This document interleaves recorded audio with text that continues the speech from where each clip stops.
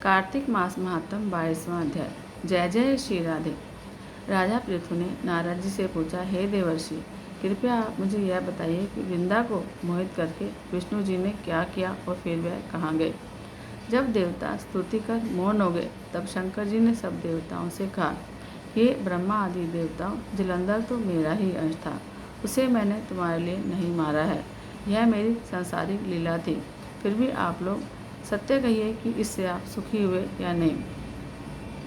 तब ब्रह्मादि देवताओं के नेत्र हर्ष से खिल गए और उन्होंने शिव जी को प्रणाम कर विष्णु जी का यह सब वृत्तांत कह सुनाया, जो उन्होंने बड़े प्रयत्न से वृंदा को मोहित किया और अग्नि में प्रवेश कर परम गति को प्राप्त हुई थी।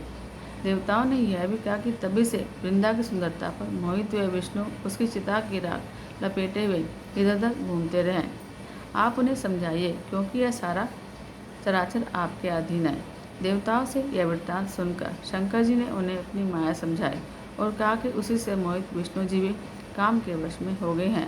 परंतु महादेवी उमा, त्रिदेवों की जननी, सबसे परे वह मूल प्रकृति परम मनोहर और वही गिरजा भी कहलाती है। अतः विष्णु जी का मोह दूर करने के लिए आप सब उनके शरण में जाइए। शंकर जी की आज्ञा से सब देवता मूल प्रकृति को प्रसन्न करने लगे। उनके स्थान पर पहुंचकर उनकी बड़ी स्तुति करी।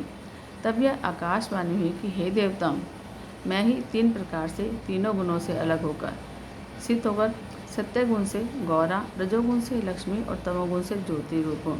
अतः अब आप लोग मेरी रक्षा के लिए उन देवियों के पास जाओ, तो वे तुम्हारे मनोरथों को पूरा कर देंगी। यह सब सुनकर देवता भगवती के वाक्यों का आदर करते हुए गौरी, लक्ष्मी और सरस्वती को प्रणाम करने लगे। सब देवताओं ने भक्तिपूर्वक उन सब देवियों की प्रार्थना करी। उस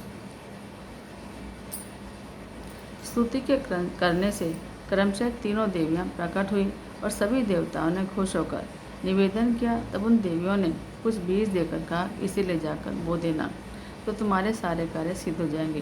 ब्रह्मादि देवता उन बीजों को लेकर विष्णु जी के पास गए, वृंदा की चिता भूमि में डाल दिया। उससे धात्री, मालती और तुलसी प्रकट हुई। विधात्री के बीच से धात्री और लक्ष्मी के बीच से मालती और गौरी के बीच से तुलसी प्रकट हुई।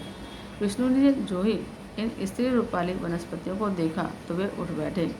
अब काम में आसक्त चित्त से मोहित होकर उनसे याचना करने लगे।